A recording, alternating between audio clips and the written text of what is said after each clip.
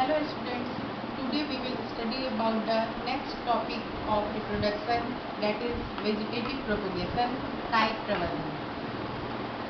कायिक प्रवर्धन क्या होता है? यह भी एक प्रकार का जनन का प्रकार है।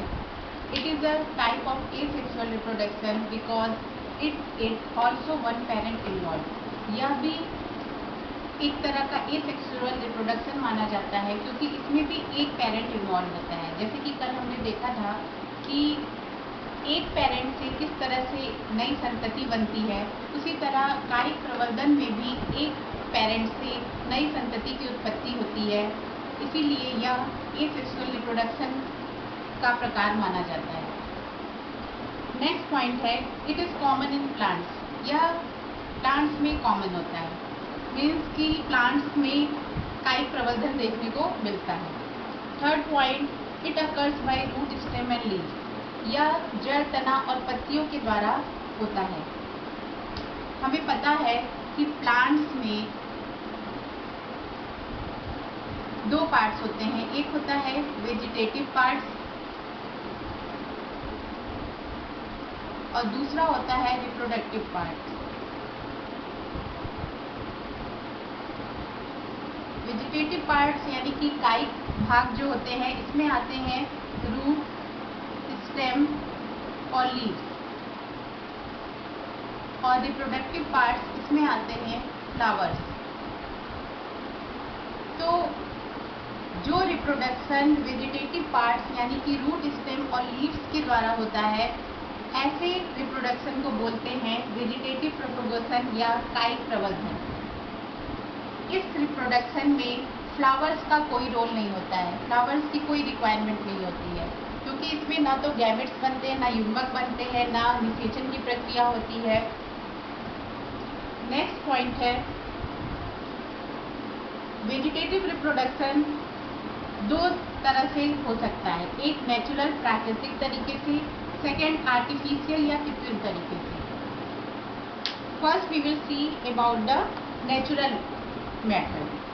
नेचुरल मेथड में हम देखेंगे तीन तरह से वेजिटेटिव प्रोपगेशन होता है, by root, by leaf and by stem. Roots में हमें पता है कि कैरेट गाजर जो कि एक रूट है। हम क्या करते हैं, जब हम कभी गाजर को सॉइल में बोते हैं तो हम देखते हैं कि इसमें से एक नया प्लांट एराइज हो जाता है, नया प्लांट निकल जाता है। तो इसमें क्या हुआ, एक जड़ से एक नया प्लांट यानी कि एक नई संतति की उत्पत्ति हुई, इसीलिए यह एक तरह का वेजिटेटिव प्रोपगेशन है। नेक्स्ट है बाय लीफ। लीफ के द्वारा भी वेजिटेटिव प्रोपगेशन होता है।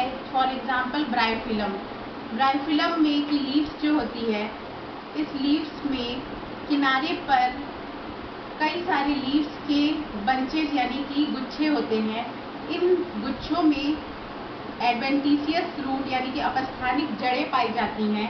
जब ये लीव्स के गुच्छे इस प्लांट से अलग होते हैं तो ये एक नया प्लांट, एक नई संतति को उत्पन्न करते हैं। जब तक ये लीव्स के गुच्छे इस लीव्स से अटैच रहेंगे तब तक ये नया प्लांट एराइज नहीं करेंगे, लेकिन जैसे ही ये लीव्स के गुच्छे यहाँ से अलग होंगे तो जैसे ही इन्हें फेवरेबल कंडीशन मिलेगा, यहाँ एक नया प्लांट बन जाएगा। नेक्स्ट स्टेम के द्वारा कई तरीकों से वेजिटेटिव प्रोपगेशन होता है, जैसे बल्ब के द्वारा, ट्यूबर के द्वारा, राइजोम के द्वारा और ऑफसेट यानी कि भूस्तरी के द्वारा। फर्स्ट बल्ब के द्वारा हम देखते हैं ओनियन, प्याज में बल्ब के द्वारा वेजिटेटिव प्रोपगेशन होता है।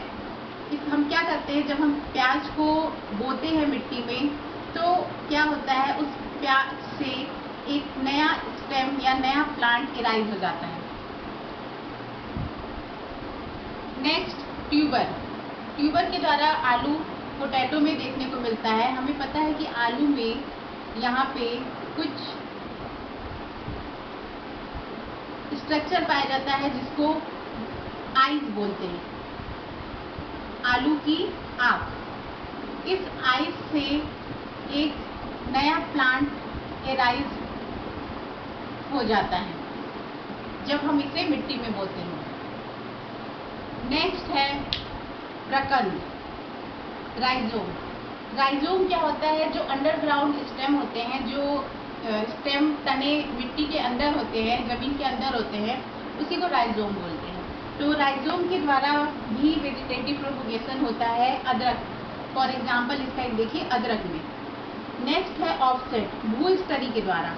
भूस्तरी के द्वारा किस प्लांट में होता है? तो वाटर हाइसिंथ, इस प्लांट में भूस्तरी के द्वारा वेजिटेटिव प्रोपगेशन होता है।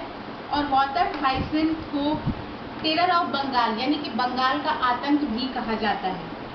तो रूट, स्टेम और लीव्स, इन तीनों के द्वारा प्राकृतिक तरीके से हमने देखा कि किस तरह से एक प्लांट से एक नया प्लांट या इन पार्ट से एक नया प्लांट कैसे बन रहा है। नेक्स्ट है आर्टिफिशियल वेजिटेटिव प्रोपगेशन, कृत्रिम वेजिटेटिव प्रोपगेशन। कृत्रिम मीन्स होता है जो चीज मनुष्य करता है। First stem cutting, second grafting, third layering और फोर्थ टिश्यू कल्चर या ऊतक संवर्धन। तो फर्स्ट देखते हैं स्टेम कटिंग। हमें पता है जब किसी प्लांट का स्टेम हम काटते हैं, फॉर एग्जांपल ले लेते हैं रोज। रोज का जब स्टेम काटेंगे तो इस स्टेम को अगर हम मिट्टी में बोते हैं तो हम देखते हैं इस स्टेम से एक नया प्लांट एराइज होता है। लेकिन ऐसा तभी होता है जब इस स्टेम में नोड्स और इंटरनोड्स प्रेजेंट हो। नोड्स और इंटरनोड्स क्या होता है? इस स्टेम में जो ये थिक स्ट्रक्चर दिख रहा है ये है नोड्स, और इस दो नोड्स के बीच का जो स्ट्रक्चर है वो है इंटरनोड्स। तो एक स्टेम से नया प्लांट तभी एराइज होगा जब उसमें नोड्स और इंटरनोड्स प्रेजेंट होंगे, उपस्थित होंगे। जब इस स्टेम को हम मिट्टी में बोएंगे तो हम देखेंगे यहाँ से अपस्थानिक जड़ें निकल जाएंगी और यहाँ मतलब एक नया प्लांट ग्रो हो जाएगा। तो इसे कहते हैं स्टेम कटिंग, कैसे एक स्टेम से एक नया प्लांट बन जाना है। नेक्स्ट है ग्राफ्टिंग। ग्राफ्टिंग का मतलब होता है दो लक्षण को एक साथ कंबाइन करना, मिलाना।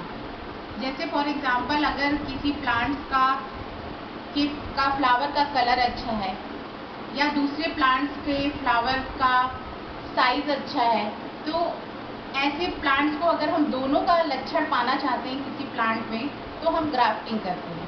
ग्राफ्टिंग के लिए फॉर एग्जांपल हमने एक प्लांट ले लिया जिसका फ्लावर का कलर अच्छा है जो हमें चाहिए, तो उसके स्टेम को कट कर देंगे। तो ये है पहले फ्लावर का स्टेम जिसका फ्लावर का कलर हमें चाहिए। फिर दूसरा एक पौधा लेंगे जिसका हमें साइज अच्छा लगे, उस पौधे के स्टेम को कट करेंगे और यहाँ लाके बाइंड कर देंगे। फिर यहाँ पे ग्राफ्टिंग, इसी को कहते हैं ग्राफ्टिंग या ग्राफ्ट बनाना,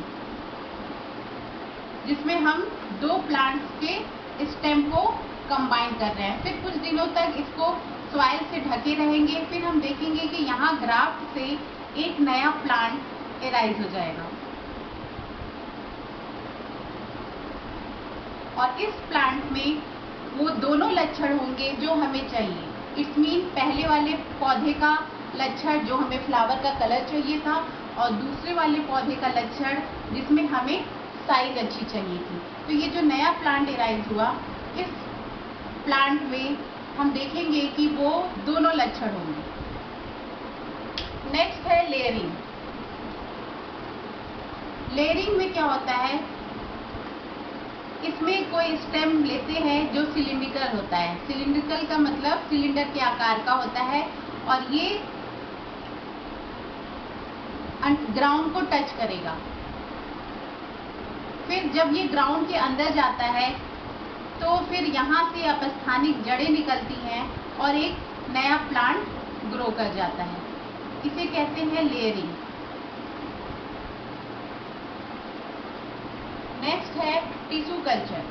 टिश्यू कल्चर यानी ऊतक संवर्धन। जब किसी एक ऊतक से एक नया पौधा बन जाता है तो इसे टिश्यू कल्चर कहते हैं और ये काम लैब में किया जाता है, प्रयोगशाला में किया जाता है। इसमें क्या किया जाता है, किसी भी प्लांट के पार्ट से ऊतक को लिया जाता है, चाहे रूट से या स्टेम से या लीफ से। किसी भी प्लांट के पार्ट से हम इस टिश्यू को लेते हैं। आपको पता ही होगा टिश्यू क्या होता है। Tissue means group of cell, कई कोशिकाओं का जो समूह होता है उसी को टिश्यू ऊतक कहते हैं। तो इन पार्ट से जब हम किसी भी पार्ट से जब टिश्यू को लेते हैं और इस टिश्यू को किसी कल्चर मीडिया में रखते हैं तो हम देखेंगे कि इस टिश्यू से एक नया प्लांट बन जाता है। लेकिन इसके लिए हमें इस कल्चर मीडिया में कुछ पदार्थ डालने पड़ते हैं, जैसे फॉर एग्जाम्पल ग्लूकोज। ग्लूकोज क्या करता है, इसको एनर्जी देने का काम करेगा। सेकेंड और क्या डालते हैं, प्लांट्स हार्मोन। प्लांट्स हार्मोन इस टिश्यू से कई पार्ट्स ग्रो करने में हेल्प करेंगे।